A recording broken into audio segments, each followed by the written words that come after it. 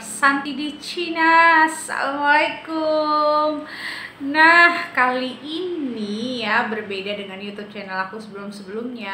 Aku mau membaca karakter dari Uni Santi maupun suaminya. Nah, kenapa? Karena jujur ya, belakangan ini aku mengikuti banget YouTube channel dari Uni Santi di Cina. Aku senang banget, apalagi pas lagi bikin kue tiaw itu bikin ngiler banget kan. Nah, jadi kali ini aku mau membahas ya sedikit mengenai karakter seorang Uni Santi dan isi hatinya yang sebenarnya itu apa sih? Kok dia kerjanya tuh sampai kayak yang kita lihat kan, kerjanya tuh bener-bener kayak yang full gitu loh, kayak gak ada capeknya gitu, kayak semangatnya on terus gitu kan. Nah, kali ini aku mau kasih tahu kalian ya beberapa banyak hal-hal positif yang bisa kita ambil dari si Uni Santi ini, dan memang aku suka banget dengan karakternya.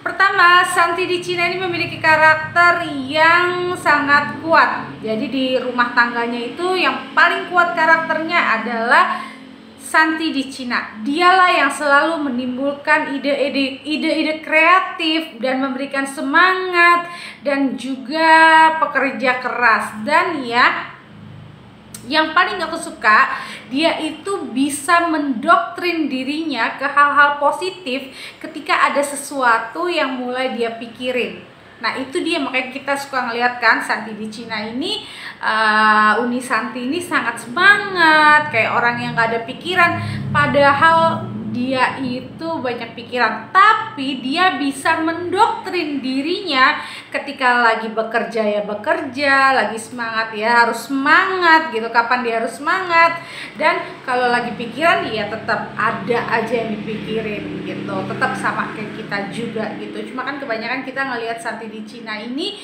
banyak sekali semangatnya, full senyum, karena itu yang ingin dibagi oleh Santi dan ingin diberikan kepada penontonnya, karena Santi ini sangat bagus sekali untuk menebar kebahagiaan, semangat. Nah, itu Santi seneng banget kalau dia bisa bermanfaat. Nah, kalau aku lihat dari suaminya, nah suaminya juga punya semangat yang baik ya, tidak kendor walaupun ya masih up and down, beda banget dengan Uni Santi gitu. Tapi ketika Uni Santi lagi kendor, penyemangat pertamanya adalah suaminya.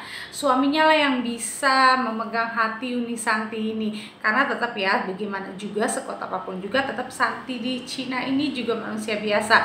Nah, ada hal banyak bagusnya di rumah tangga ini, karena pasangan antara Santi dengan sang suami ini pasangan yang bagus ya, yang bisa saling memberi semangat, memberi masukan, saling menghebatkan gitu.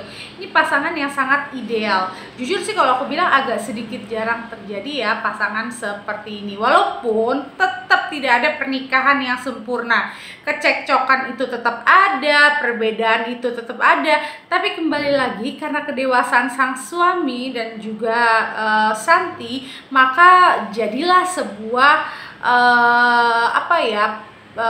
kesatuan yang bagus gitu, karena saling menerima, dan Santi menerima masukan dari suami, begitu juga suami Santi menerima masukan dari Santi. Jadi itu banyak kesalingan gitu, dan saling menguatkannya itu terlihat sekali gitu. Nah, ini dia ya, dalam pernikahan yang paling dibutuhkan adalah kesalingan. Banyak kesalingan yang dibutuhkan dalam pernikahan. Nah, dan Santi ini memberi warna tidak hanya kepada suami, tapi juga kepada keluarga suami, saudara, orang tuanya. Nah, kalau aku lihat adik iparnya ini sangat amat menghormati, menyayangi, udah bener-bener kayak keluarga gitu.